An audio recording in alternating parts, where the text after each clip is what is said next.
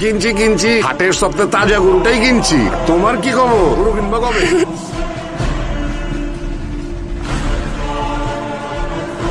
ওই রবিল, ওই কই গেলি তুই? জি স্যার। কই গেছিলি তুই? খেয়াল রাখার পারছ না? গরু যদি লাত্তি উঠতে দেয় কি করতে তখন? হ্যাঁ, কামচোর। চলো, আবার যদি বাসায় কাম চলো। চুরি করস তাহলে তোরে বলে আমি এখান থেকে খেলে দিব। তুমি ঘর থেকে বের হয়েছো কেন? ঘর থেকে বের হলে বলেছি না মাকে বলতে। বাবা বাবা আসছে। বাবা, আমাদের কোরবানির গরু কবে আনবা?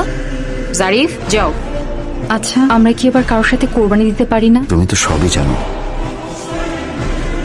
বাবা, গরুর কাছে যাব, চলো না যাই। চলো বাবা, বাসায় যাই। না, আমি গরুর কাছে যাব। আরে বাবা, মা তোমার জন্য তোমার ফেভারিট ফুড রান্না করেছে।